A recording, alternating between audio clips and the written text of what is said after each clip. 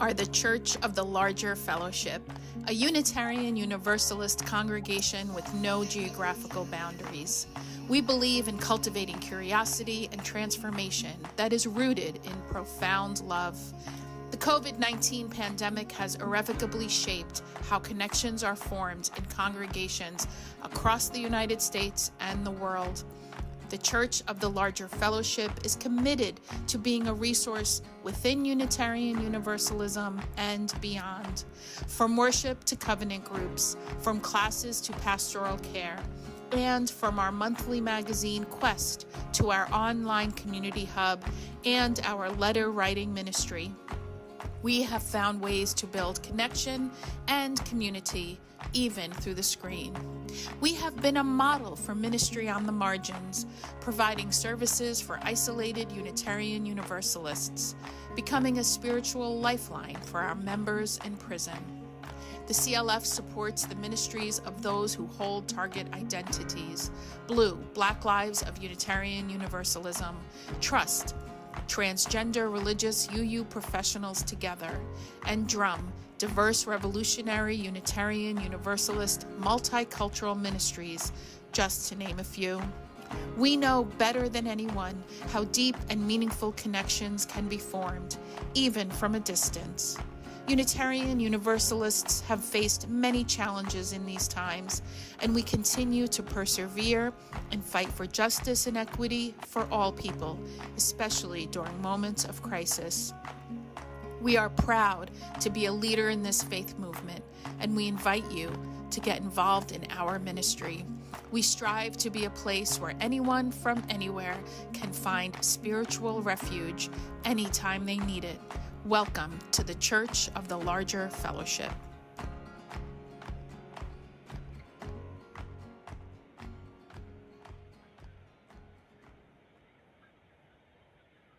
We are so excited to bring you an all-new episode of The View.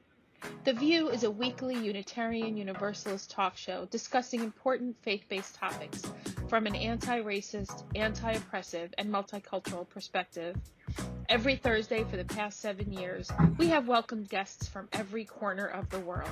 Our guests are writers, scholars, activists, and religious thought leaders who are shaping Unitarian Universalism and society for the 21st century and beyond. I hope today's show inspires you.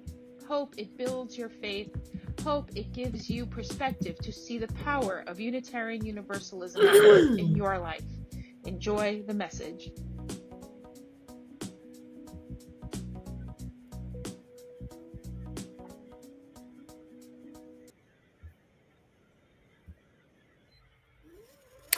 Hello, welcome all. My name is Rachel Maddow, and I'm on nope, I am not. I am Asa Hauser. I am part of the lead ministry team of the church. I'm 1/3, very honored, of the lead ministry team of the Church of the Larger Fellowship. I'm a brown-skinned woman with black curly hair and some salt and pepper in there, middle-aged. That's why I have gray, and I am wearing the keffiyeh, the symbol of freedom for the Palestinian people. Excited to be here today. We'll have a full show as always, and I'm in Seattle, Washington, where it is sunny and there are crocuses to peek out, and it's beautiful. So that's me. DC, how are you? Where are you? Hi, everyone. I'm DC Fortune. He, him pronouns. Middle-aged, balding, fat, white, trans dude with, balding. That's new this year. And I am in central Pennsylvania, the ancestral lands of the Susquehannock people, where it seems to be perpetually sort of damp these days. And I have crocuses in my yard too. I've had them for a couple of days. White, and I'm just like, I feel bad because they always get snowed on. Like the first crocuses always get, like, it's just, they do. Like the first robins, they show up, they get snowed on. That's the thing. Anyway, but yeah, I'm here in my toasty warm office, and I'm glad to be here today. Michael, how you doing? Greetings, beloved. Michael Tino here, joining you from Peekskill, New York, the land of the Kitchewan, Wappinger, and Muncie Lenape peoples, where it is today gray and rainy, but it has been like 50 degrees and sunny the last couple days. And the crocuses have started blooming in my yard as well. Yay. And for those of you out there in Vuland who have never met me before, the first crocus blooming in my front yard, which I call the Magic Garden, is like my personal New Year. Yes. It's a movable date because it depends on the climate, but it is my personal New Year, and I didn't miss it. I spent 2 weeks out of town at a retreat and then on vacation for a week, and the crocuses waited until I got back, which was very kind of them. Sweet. It didn't hurt that it snowed while I was gone, so it kept them in limbo for a little while. It was badass cold when you were gone. And I am a fat, white, Jewish-looking person. Like my appearance belies my complex gender identity, with almost no hair left on the top of my head and a 5 o'clock shadow because I was lazy this morning, and green rimmed glasses. And I'm wearing a Rocky Mountain National Park sweatshirt in solidarity with the park rangers, who are part of the resistance to fascism. They're leading the resistance right there. And I love me some park rangers, and I support them. And yeah, They were there the first time around too. They were leading. Yep, they were, and they still are. And you know, it's a good thing. And I find like little messages of solidarity are just so truly appreciated these days. Like, I fly Delta, and Delta is the only major airline whose flight attendants are not unionized. And the Delta flight attendants are trying to unionize. And Delta is not anti-union. Their pilots are unionized and whatever, but their flight attendants are not yet. And, you know, just like a little message to the flight attendants that, hey, I support you all, was like, it was a different day on Delta. Just saying to the flight attendants, like, hey, Yeah. platinum frequent flyer, I support you. And they were like, oh, that's really all. Thank you. Yeah, we're going to need unions and coalitions and not to give in to, even psychologically, give in to the idea that anything is inevitable. My weekly newsletter this week, I've had people reach out to me, and I appreciate it because I talk about one of my favorite things about being a religious educator. I have many favorite things. But we would have covenants with even preschoolers. And so the preschool covenant would be don't bite, you know. Always a good rule. Whatever it was. And then don't hit, always a good rule. And then we added adult rules, right, to keep them safe. Don't run out of the classroom, ask permission or whatever. And then I said, and the point here is they're 3 to 5. So there's very little of their world they can control. And what we wanted to model is actually a lot in your world you can control, right? Or at least there's some things you control. I was contradicting myself there. There may not be a lot, but there's some things you can. So I am not going to go to the Treasury and try to dismantle Dodgy. What did you call it, Michael? Because Doge is too highfalutin. Yeah. And Doggy is not nice to our doggo friends. I immediately felt for Gracie on that one. Doggy is not nice to our doggo friends, so Dodgy it is.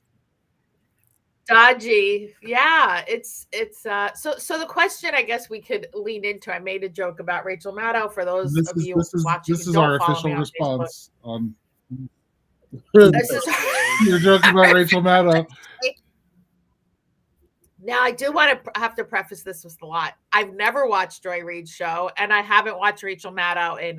Is it possible she's even been on 15 years? I haven't watched her since the very beginning. I just haven't watched her. So this is not I am deeply loyal to Joy Reid. The only reason why I even saw the clip of Rachel Maddow giving a speech about Joy Reid's show getting canceled, and it looks like NBC canceled. I do not know their shows, but almost every person of color, their shows. Maybe not every single one, but many. Yep. 4 or 5. Yep. That's a lot, all at once, right?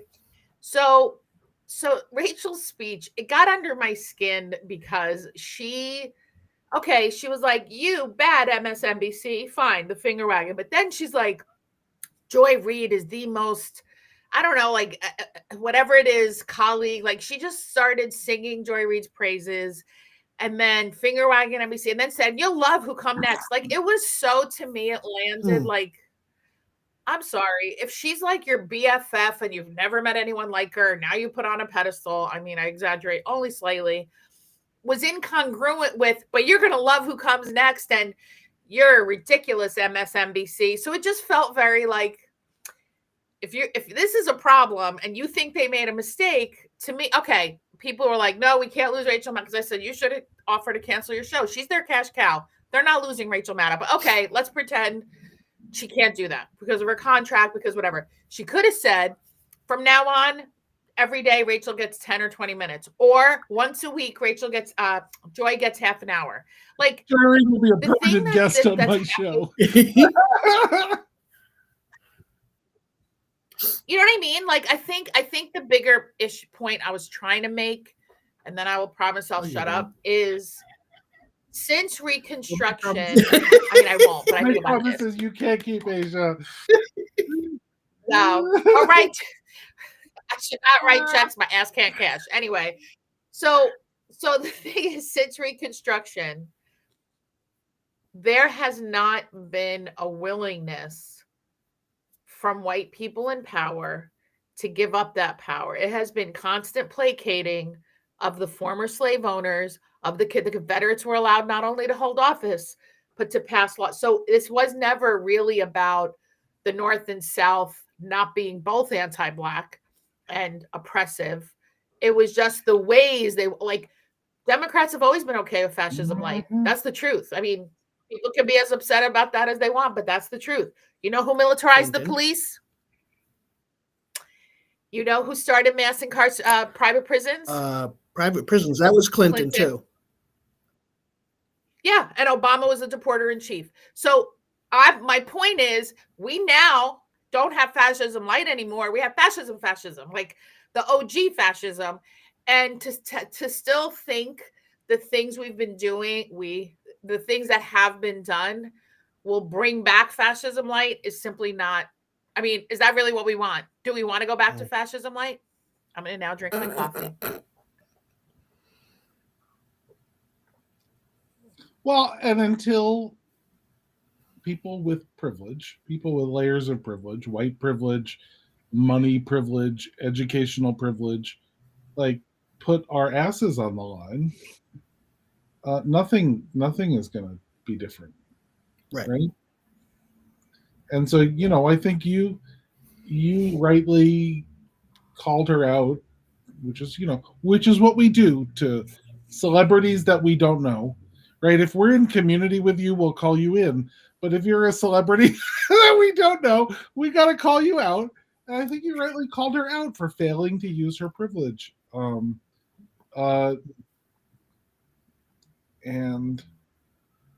I'm sorry you got shit for that. Because I know, like, people love her because she has that privilege because she has been so insightful and so clear for so many years about what's going on. So it's really disappointing. And Aisha and I had to talk about this yesterday, and for those of us who do or did identify as lesbian, she was the first unapologetically out voice of authority sort of thing that was in our TVs every night. Like, I remember growing up in Boston, and Liz Walker was the first woman Black news anchor on a major network. And I remember, like, I was little-ish, but she was my favorite, and I could it was that, you know, in a market like Boston, which has its own sort of horror show with racism, like I understood that having Liz Walker on Channel 4, nighttime news anchor, that was big. And for those of us who are or did identify as lesbian, Rachel was big.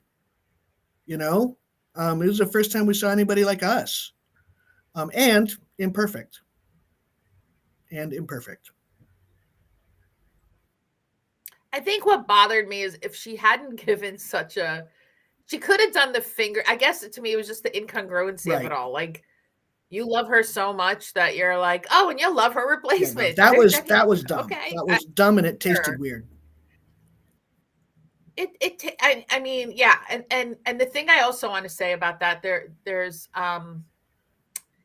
this interesting thing that happens in this system of white supremacy, right? Peter Thiel, who is somebody called him Musk's owner, is this billionaire gay man. So, and the gay community has suffered under oppression. I mean, HIV was, you know, I've heard it called a Holocaust, right? So here's a person who is part of a community that has very much been targeted and will be targeted again by this system, who's helping fund it. So it's a fascinating, what is the word? Because it's not it's worse. It's not hypocrisy. It's a cognitive dissonance, and it happens with brown and black immigrants who come here and turn Republican. And how many Uber conversations have I had with people who got here 4 days ago? And I'm like, listen, I'm an immigrant too, sweetie. They're not going to give a shit about you, even if you vote Republican and you tell them and you show them your voter sticker. They're not going to give a fuck. Like this. That's an interesting cognitive dissonance of thinking. Complying with and or upholding and or fully funding fascism, somehow you're safe. That's been the like deep cognitive dissonance that is present in this society, right?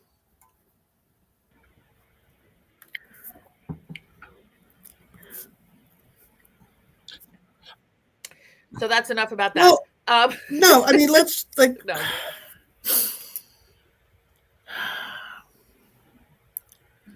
And this is one of those things that goes back to when is violence okay, and and the violence of outing people and shaming them. Like how many Congress critters and senators like are closeted gay men who behave horribly. And Senator Graham. And speaking of such, it might be a good time to address. I didn't want to get into it with a stranger on your Facebook page. Just because I don't do that kind of thing. If I know the person, I might DM them. But someone brought up Joy Reid's history with this, which I looked up and know. And in 2006. She very indelicately wrote about then Florida Governor Charlie Crist, who was enacting all sorts of draconian anti-LGBT stuff in Florida before Ron DeSantis made it all worse. But and who is now a member of the House of Representatives, and who everyone knew in 2006 was a closeted gay man married to a woman for cover. God bless her. Right? Enacting horrible anti-LGBT legislation in Florida. And she was not, she did not call him out for that in a way that was appropriate, kind. It was appropriate because I believe when someone is doing homophobic things. Yes. Yeah, that is a reason to actually use that power of outing, but it was not. It was not. It was a kick in the nuts. It was not. It was not politically savvy and in relationship with LGBT people, right? So she called him like Miss Girl or something, right? Which like I might have been able to call him Miss Girl in public in 2006, but she probably shouldn't have as a straight woman, Right. right? I don't know. I think there's a real overlap between sassy gay men and black women who have just had enough. These are now there is a lot of overlap there. These are now Joy, and I'm putting this in scare quotes for all of you on the podcast and big quotation marks on the screen. These are now Joy Reid's homophobic blog posts, right? And it's used to diminish her and the wonderful things that she has actually done, and the fact that she was one of the few MSNBC hosts who were vocally talking about Gaza. the genocide in Gaza. Yep. Which is one of the reasons she was fired. Let's just be clear. And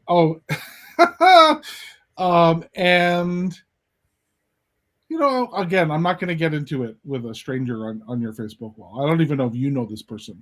Because no, I do. I actually will. It was a public post, but she has apologized Yeah. for those posts in full. Like, here's what I learned about what is appropriate and what is not, and what my voice as a straight person should be used to magnify. And Charlie Crist publicly accepted her apology, even though he's still a closeted gay man doing horrible things to the LGBT community. Yeah. Do y'all remember Pam Spalding? I don't. Pam Spalding was a blogger in the 90s and early 2000s. Had Pam's House Blend.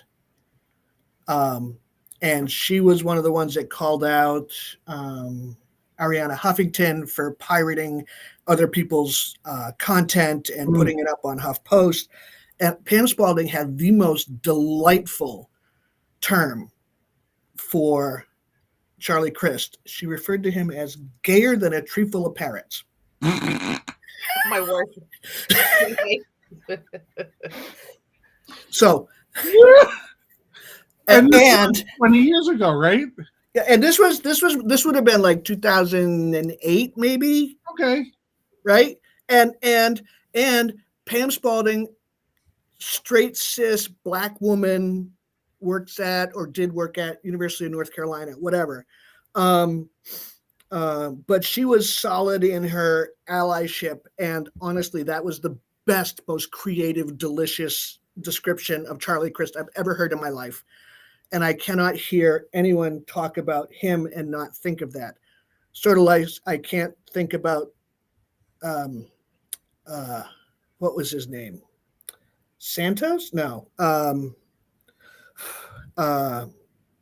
Shit. Never mind. Something else. I think the bigger question, Nicole Thibodeau said, when's the workshop to practice our calling folks out? I think that's the bigger question right now, because what hasn't, and what Martin Luther King Jr. wrote about, I mean, more than just Letter from a Birmingham Jail, but Letter from Birmingham Jail was the most famous, was the idea of the white moderate telling Black people how to how to obtain liberation or obtain more equality, right? And one of the things, you know, he's like, look, I know what the white nationalists are about. They're clear. But my problem is people say, oh, in time is neutral. Time does not automatically bring anything. As we can tell, it is the year 2025, and one election turned off the United States, and the people and instead of white people looking at other white people, they're mad at the people who wanted to be against genocide. They're mad at, I mean, it's beyond astonishing to me. It's not astonishing. It's disappointing. It continues to be disappointing.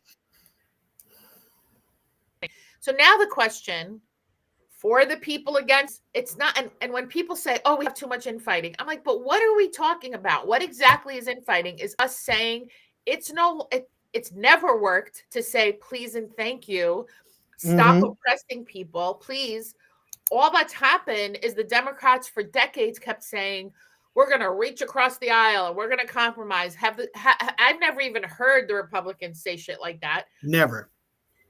So at some point there there doesn't have to be. Either we're going to figure this shit out and okay. I do want to talk about what happened in Idaho because I think there's actually, I'm going to go on a journey with me, folks. Go on a journey. Okay. There's connection between what I'm saying about Rachel Maddow and what happened in Idaho. So the white woman, doctor, mind you, and it was a town hall in Idaho.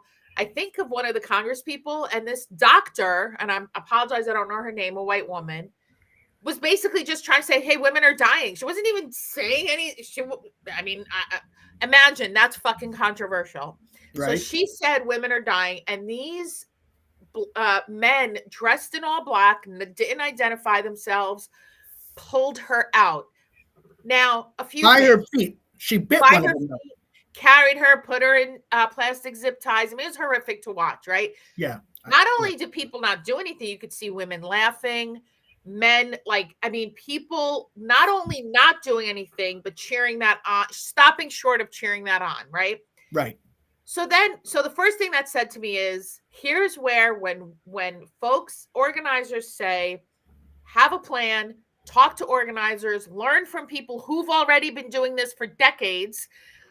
No, right? So that woman went in because she's a white woman. She went in with the privilege of, I get to speak my mind because I always have been, right? Right. So that's one thing. And then the people now, okay.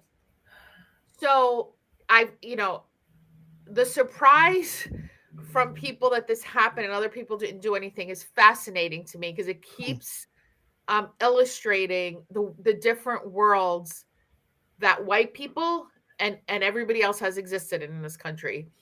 Because any organizer, any black and brown, and frankly, anybody in the LGBTQ community who's an organizer would have told you that would have happened if you went in without a plan.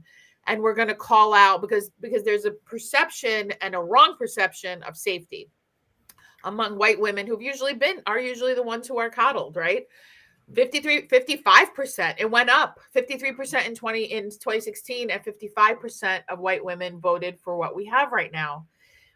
And I think the thread for me between what happened in Idaho and Rachel Maddow is the privilege of thinking you're just going to say, I don't know. I had a thread that made more sense than I'm articulating right now. But I think the perception of what used to work, I put that in scary quotes because who did it work for? Fascism light worked for more white people but I don't know. It never worked for enslaved Africans and their descendants or indigenous people, right? Or the LGBTQ community.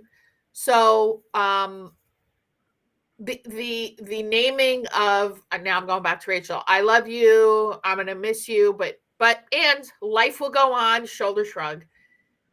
So there's this we need to do things differently. What does that look like? What does that look like for not only resisting, but changing our trajectory? We do not need to keep living this way. There is the cuts they're making right now. It's so cruel. It's so cruel. Medicaid, food for children, up an immigrant on welfare, on Medicaid. I have terrible teeth as a 54-year-old adult woman because I had shitty dental care as a kid because we were poor, welfare, roach infested apartment, poor. Who knows what would have happened in my family, right? So I think, what does it look like to do something different? And listen to the people who've been most impacted. The disability community have been screaming about this shit for fucking decades. Yep. And you know what somebody said on TikTok, Amari Barberini, I wish we could have her on the podcast. I don't know. Maybe I'll reach out to her. Said, when you're disabled? When the government says you are. How fucking scary is that? Right?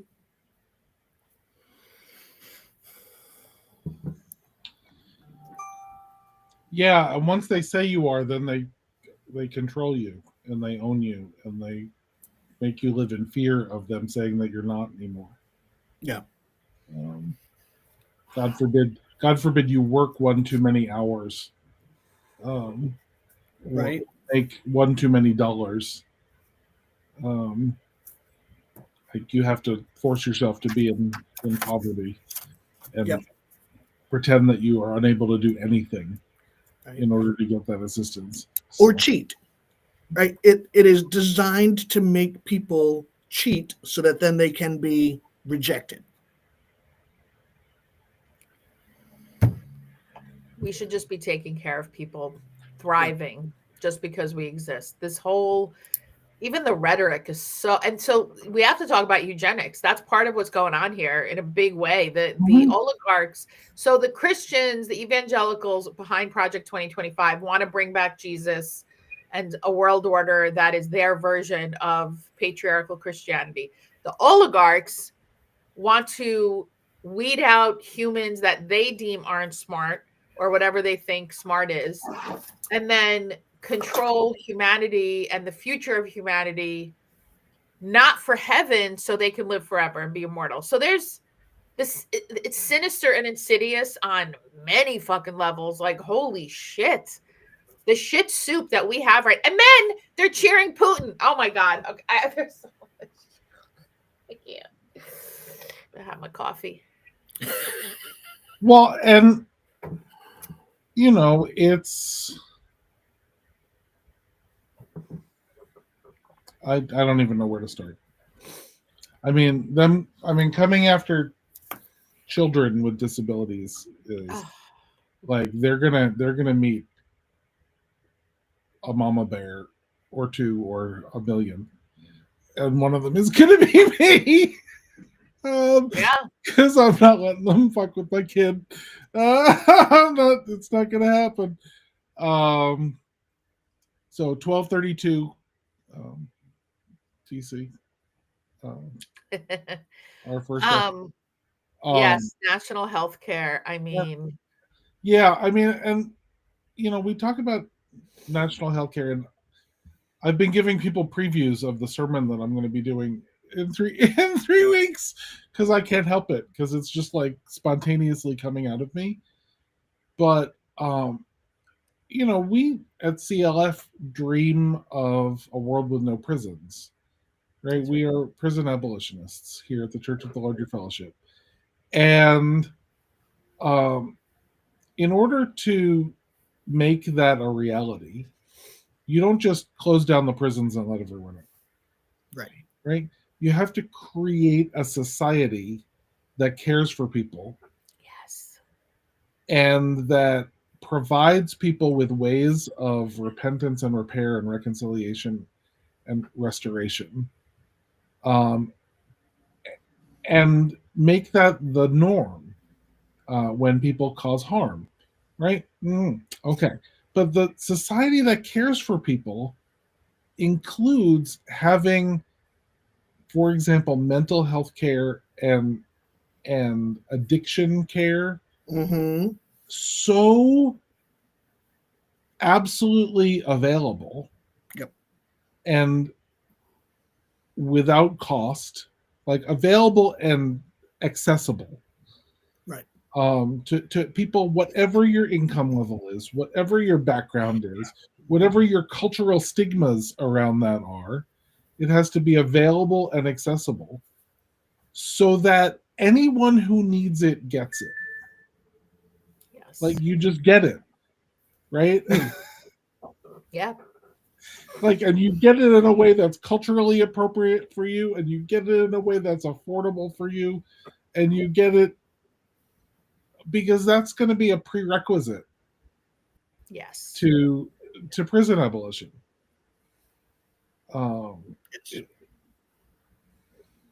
So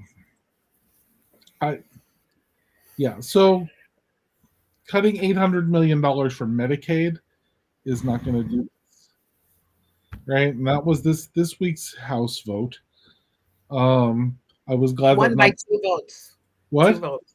It won It by only won by 2 votes. It won by 2 votes because all of the Democrats and 1 Republican voted no. There was only 1 Republican in the entire House of Representatives who voted no on a spending bill that gave $4 trillion in tax breaks to billionaires and cut, among other things, $800 million from Medicaid. And here's the ripple effect of that. I mean, okay, I'm going to put aside the personal cruelty of it.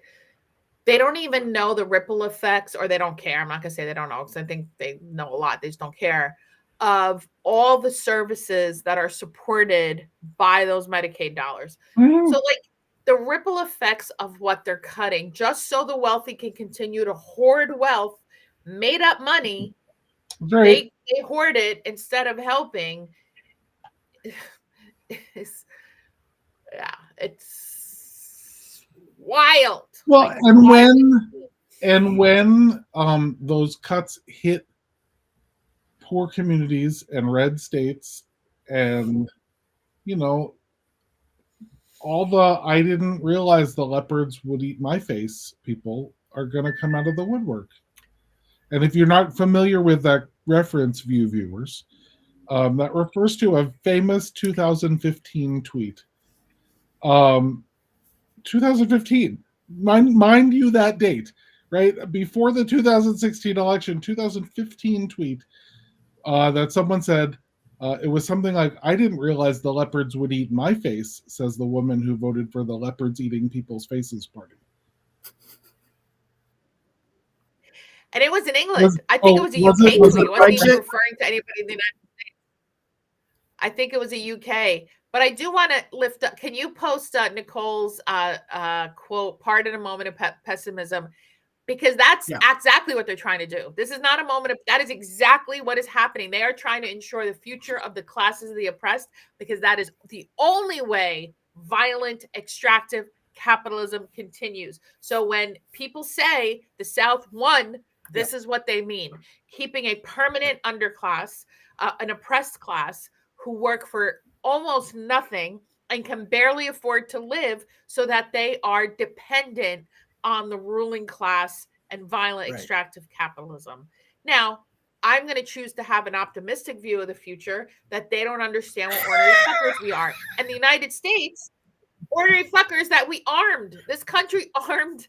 We have more. I don't even know what the number is, because I don't get, but like, and you armed people. So then you got Luigi Mangione coming up the rear, one of them, a trust fund baby, who said, "You know what? I learned about this, and this is fucked up." Somebody with a conscience.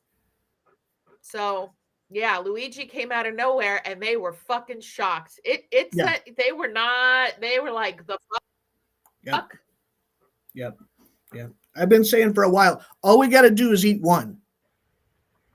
All we got to do is eat one. One billionaire. One, by God, and the rest will start paying attention.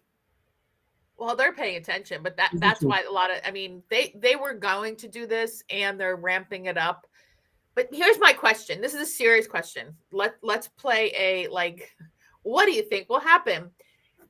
The Project 2025 folks, I do not think in any universe imagined Elon Musk coming in with Dodgy.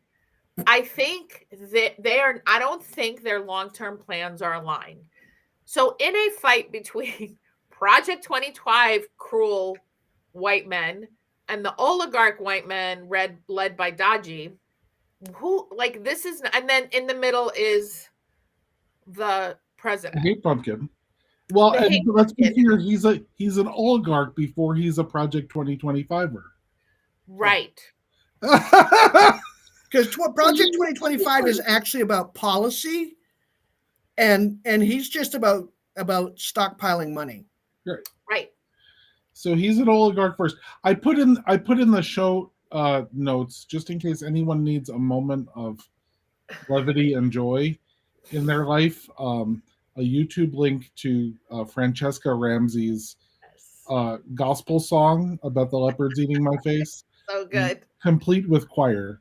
Oh, So if you need the gospel version of the "Leopards Will Eat My Face" song by Francesca Ramsey, go ahead and click on that, and it'll be 3 minutes or 2 minutes of joy. So Natalie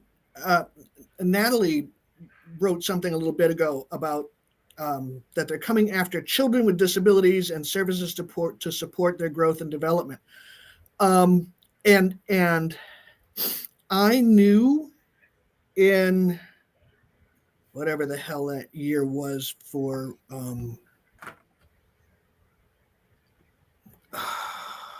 Newtown.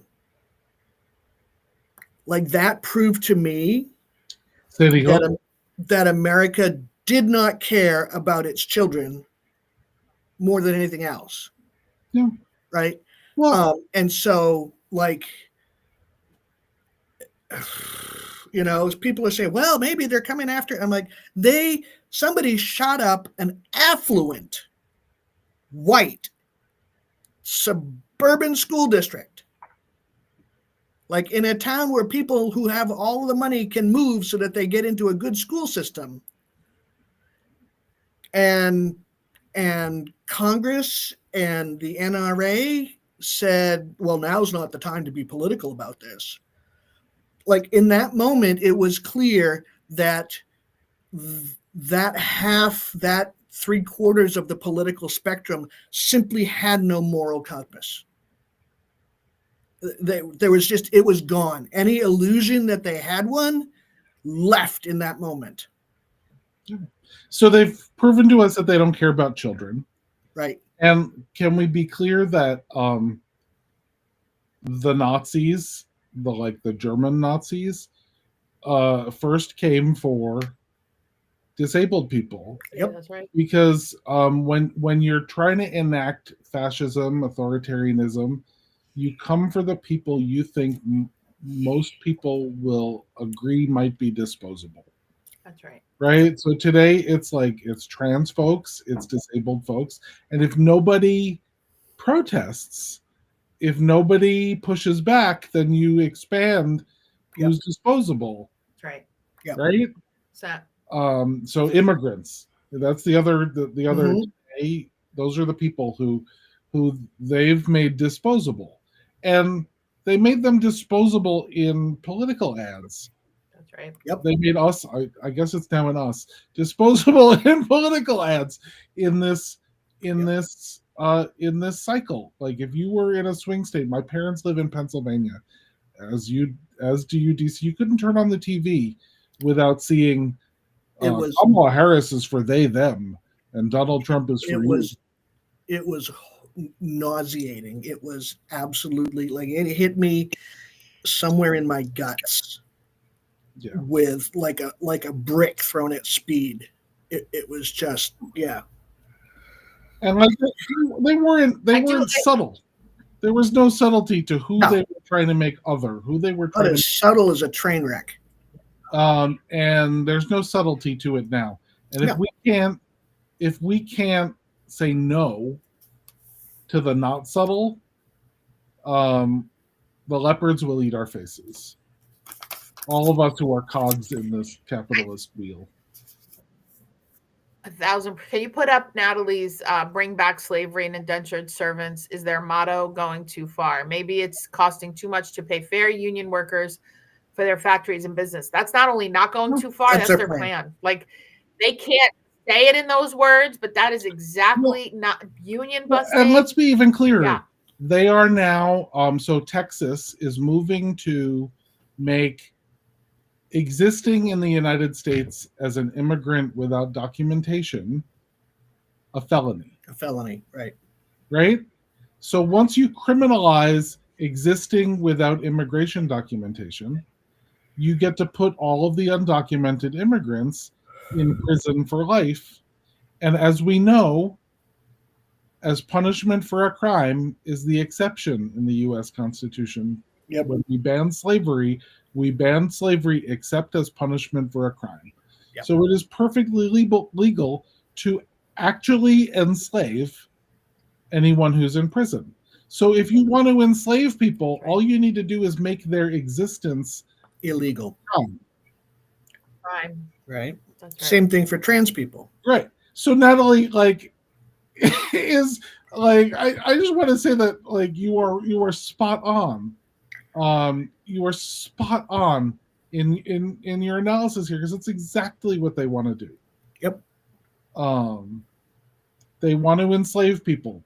Yep. If the cost of human labor in the United States is too high, then what they want to do is make that zero.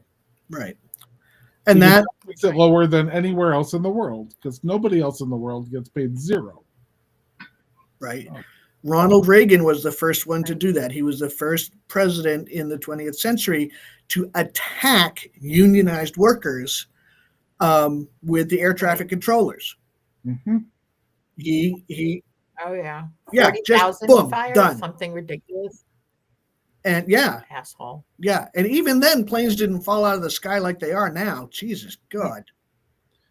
And Nicole, you are absolutely right when you say that capitalism eats people. Yep. And Darby, yeah, it eats people, camping without a permit. poor people first. It eats people from the bottom up. So we need to start eating some people. All you gotta do is eat one. All you gotta do is eat one, maybe two, and see what happens. I'm sure Jeff Bezos is. I'm pretty sure my stomach couldn't handle it, but like maybe if you freeze dried them, But I think, like they did with the mummies back in the day, and just ground them up into dust, whatever. Like, right? oh God, this is very graphic here with the. I think Luigi did that. Luigi made a state. Luigi Mangione made of. I mean, it was. There are two plot twists that happened that is going on right now. I think Luigi. Can you hear me? Am I frozen? You're here. I'm here. Luigi Mangione and Elon Musk and Dodgy, because so I think there's what they're doing is pride cometh before the fall. Their hubris is going to be their downfall. Like there's no United States is ginormous. I don't have to tell you that, right? So I know that there's talk on left side of social media.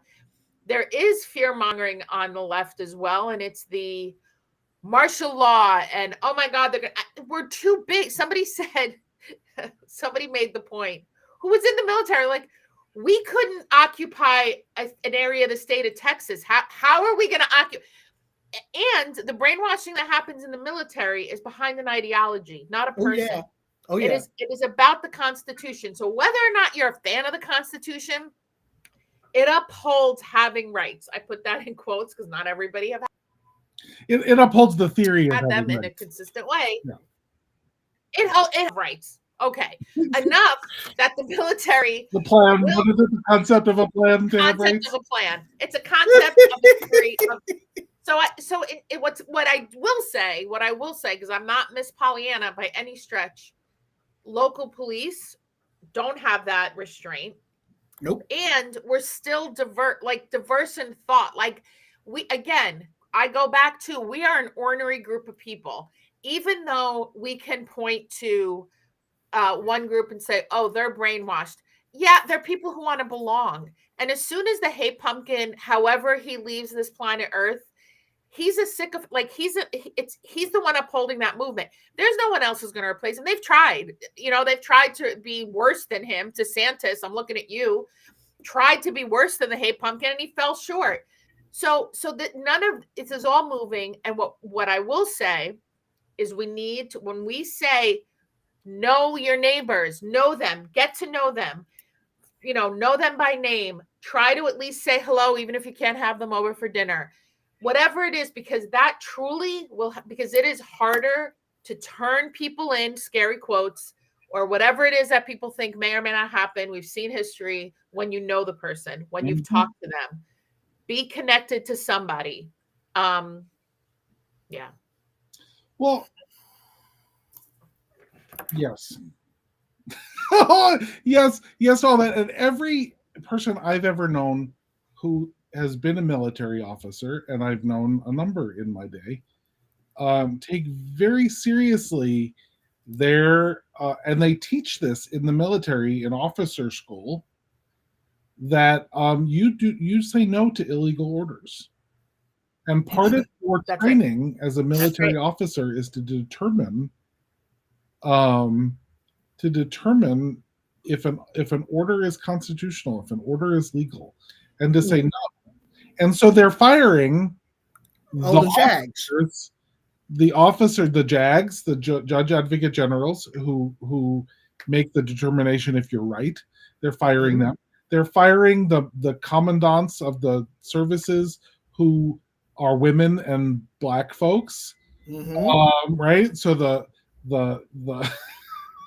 Did you see that we have to talk about the governor's ball and the song from Les Mis?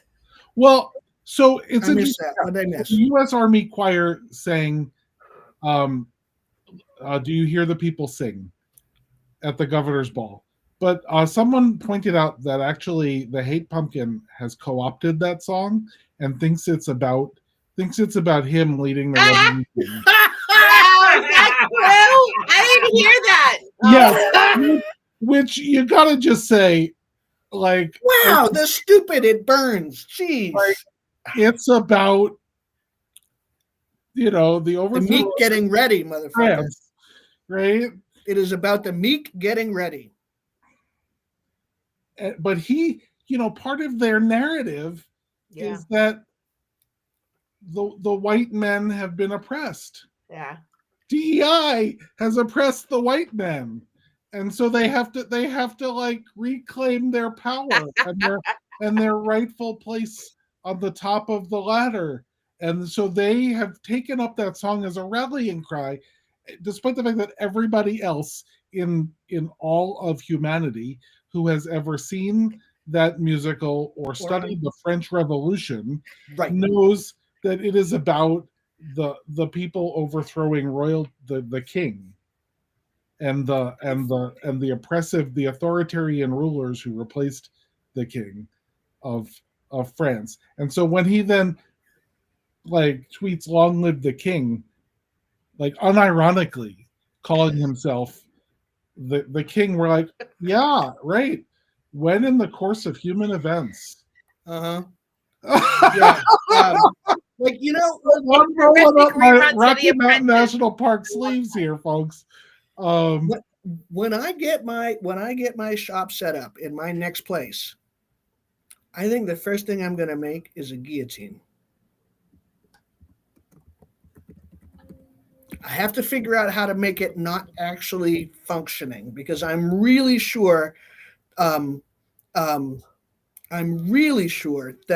like there's a law about it somewhere, but oh, I'm sure if there aren't, there will be. It's horrific reruns of The Apprentice. That's what we're living. It's horrific. Oh my God.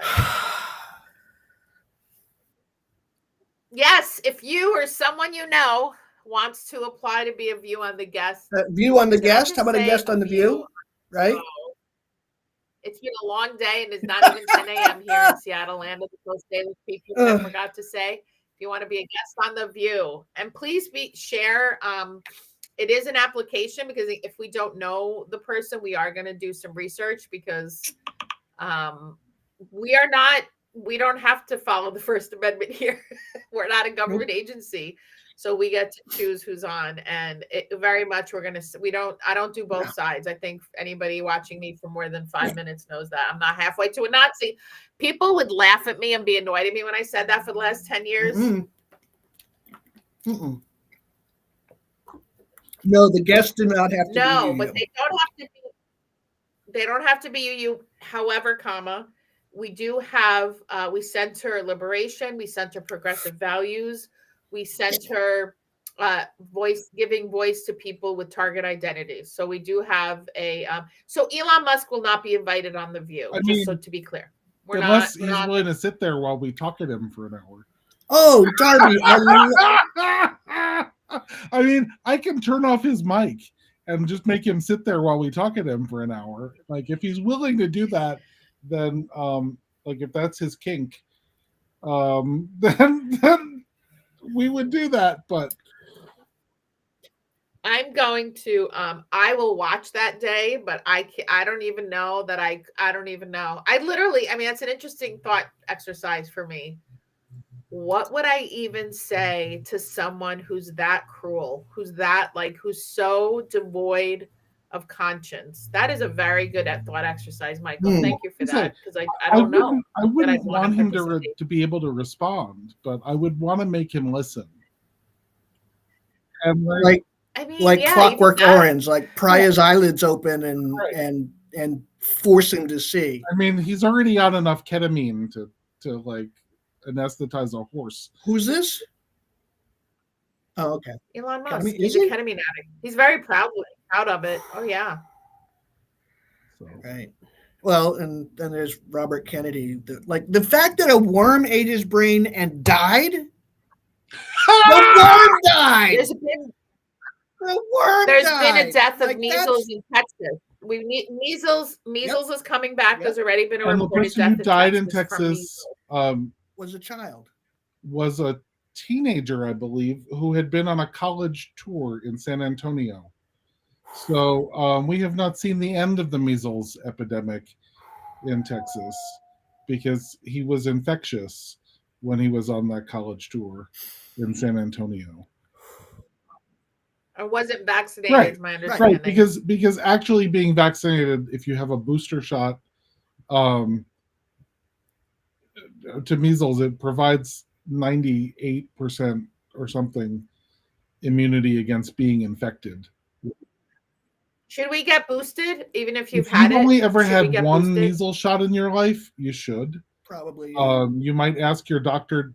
They can test your immunity titer to measles if your doctor is willing to do that. I don't know if your insurance pays for it. So, like, advice given without knowing whether like your insurance pays for it. They probably rather give you a booster shot than do a measles. I was going to say it's not going to hurt to doesn't get hurt. one, right? No. Well, then I know when I was going to be a chaplain in a hospital, they made sure that we had all of that stuff. yeah. Right. And I think if you're going to teach, you have to have that stuff. Like when I did student teaching when I was in college, and I still thought that it was a good idea for me to work with small, loud people. I had to have the booster shots as well. But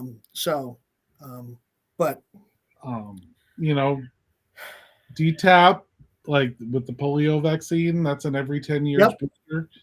So get them before the FDA revokes approval of them. So that you're immune to polio. There are good. Darby says there are good guidelines out there about when and how to get a booster. Some groups of vaccines for older folks were less effective. Yeah, get your shingles thing. Yes, if that's the first thing I did when I turned. Yeah, that was. I did when I turned 50. So many people I know had shingles. Well, I just I want to say that like the measles vaccine is one of the most effective vaccines ever created. Right. I mean, the smallpox vaccine was so effective we eradicated smallpox from the planet, and the polio vaccine is so effective that we have eradicated human reservoirs of polio in the United States, but people still get it because reasons. Like we don't have the time for all the science, but trust me, reasons. Unvaccinated people can still get it because of reasons. But vaccinated people don't get polio either, right? So like these particular vaccines are took decades to test and perfect and are among the most effective medications in that humanity has ever known.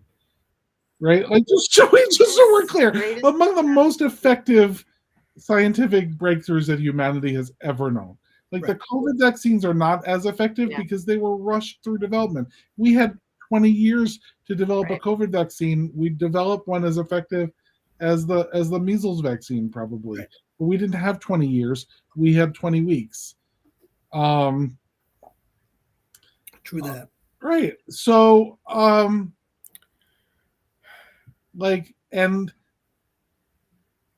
got into it on Facebook this week too with someone, and we won't get into that because it's 1:00, and we have wonderful guests who have spent an entire hour listening to the three of us share our extraordinarily well informed and very vociferous opinions.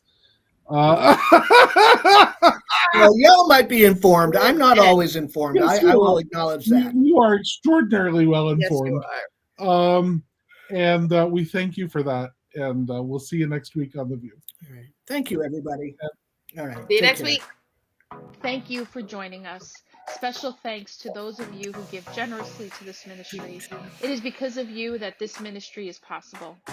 You can click the link in the description to give now, or visit clfuu.org/give for more information. We hope you will join us next week for another episode of The View.